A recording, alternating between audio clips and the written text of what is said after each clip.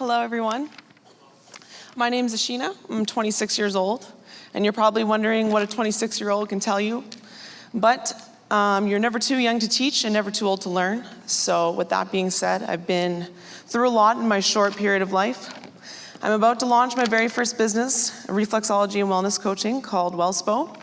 I'm also the mother of a very handsome, healthy 3-month-old baby boy named Russell Jr. And I am the girlfriend of longtime boyfriend Russell. I also have a huge passion for mixed martial arts and fitness, and I love music. What most of you may not know is I am a recovered addict. I grew up in a broken home. My father is still yet to be around. My mother was adopted at a young age, so family was scarce. And I struggled moving here in grade 2 with racism and bullying well into my teens. And I began struggling with addiction at an early age at about 16, and it took me a while to find a way to recover from it. When I say addict or addiction, what is the first thought you think of? I'm going to assume about 85% of you probably think of drugs or alcohol. About 13% of you probably think of cigarettes. But there's probably only about 2% of you that think of something like a food addiction. There are many different types of addiction, as well as good and bad addiction. Cigarettes, shopping, porn, caffeine, pain, gambling, marijuana, the list is endless. I first struggled with a drug addiction. I recovered. Then it turned into an alcohol addiction. Then I recovered from that. Then it turned into a media and TV addiction, where all I did was laze around and watch TV. Then it turned into a food addiction, and then a fitness addiction, where I overworked out. I was working out about 9 hours a day, working a full-time job. I turned something that was unhealthy, or something that's supposed to be healthy, into unhealthy. My latest and greatest addiction, my good addiction, my son. I'm addicted to being the best mom I can ever possibly be to him. I learned to stop craving the bad things and start craving the good. How many of you have to have a coffee every day? If you said yes to this question, you have an addiction. The definition of addiction is persistent or compulsive dependence on a behavior, substance, or process. That's it. A lot of us think that people with addiction can go to rehab or do some kind of rehabilitation and be the person they were before. I'm here to tell you that's false. You're either better or worse, but not the same.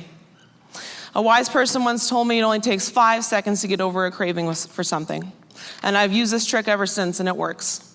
Every time I want something bad, like pizza or poutine, since I'm on a diet right now, postpartum, I think, no, you don't need it, it's not good for you, and it's only gonna last 5 seconds to get over this. And I repeat that 5 times.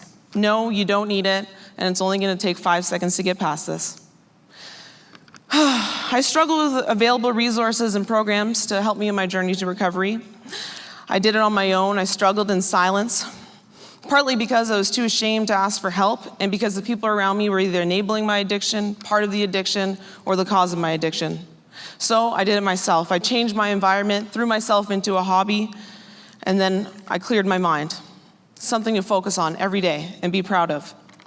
The most important part was I wanted to change, and I did, in 5 seconds.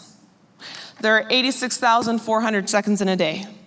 Divide that by 5, that means I recover 17,260 times a day.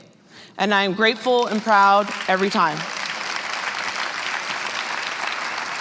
When learning to change, you need to know where you're going, but focus on the seconds, and the hours and days will come.